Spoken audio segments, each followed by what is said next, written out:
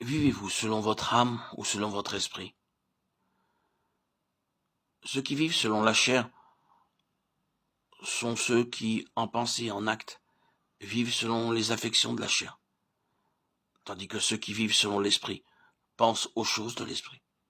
La vie de l'esprit, la joie de l'esprit, l'impulsion de l'esprit, la liberté de l'esprit.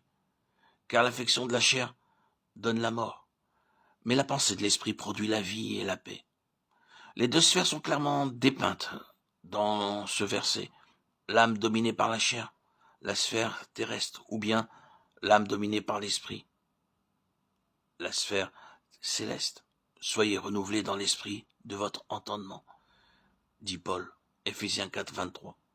L'entendement, qui est une partie de l'âme, dominée par l'esprit, doit devenir spirituel. Il y aura une âme spirituelle et une âme charnelle. L'âme spirituelle, pleine de sagesse, est seule ouverte aux pensées de Dieu.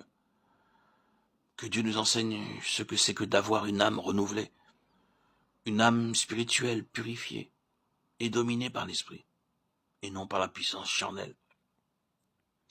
Une âme capable de penser sagement et clairement les pensées de Dieu. L'apôtre écrit aux Galates, « Marchez selon l'esprit, et vous n'accomplirez pas les désirs de la chair. » Galates 5, 16. Quand vous réaliserez la demeure du Saint-Esprit dans votre esprit, et que vous lui permettrez de diriger tout votre être lorsque vous marcherez selon l'esprit, alors seulement vous obtiendrez la maîtrise complète sur les désirs de la chair. Vous pouvez demander d'être délivré de telle ou telle habitude de la chair.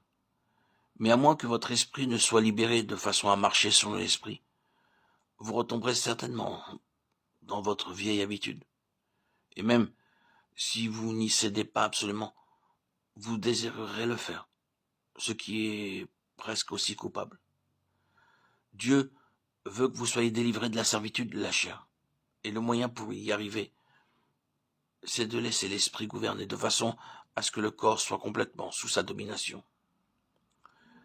Nous voyons dans le Seigneur Jésus, au tombeau de Lazare, comment l'esprit travaille en maître, dominant les armées du mal. Jésus frémit dans son esprit. Jean 11, 33. Frémir ici est l'expression de la douleur profonde, mêlée d'indignation produite dans l'âme du Seigneur, à la vue du pouvoir de la mort sur l'esprit de l'homme. Il alla à la tombe de Lazare avec indignation contre le prince de la mort. Et cette indignation de son esprit éclata avec force et puissance quand il s'écria triomphant de toutes les puissances du mal, « Lazare, sors !» Si votre esprit a été vraiment libéré des liens de l'âme et uni au Seigneur, et si vous connaissez la vie dans l'esprit, vous comprendrez dans quelle attitude Jésus s'approcha de ce tombeau. Car c'est la même indignation du Saint-Esprit dans votre esprit qui vous donne la victoire sur la puissance des ténèbres. Il y a quelque chose dans votre esprit à l'instant où vous percevez l'œuvre du diable qui éclate avec une indignation qui ne vient ni de votre chair, ni de votre intelligence, ni de votre vie de l'âme, à vous. Mais c'est l'autorité du Saint-Esprit, dans votre esprit, qui jaillit de vous. Oh, une étincelle de puissance divine.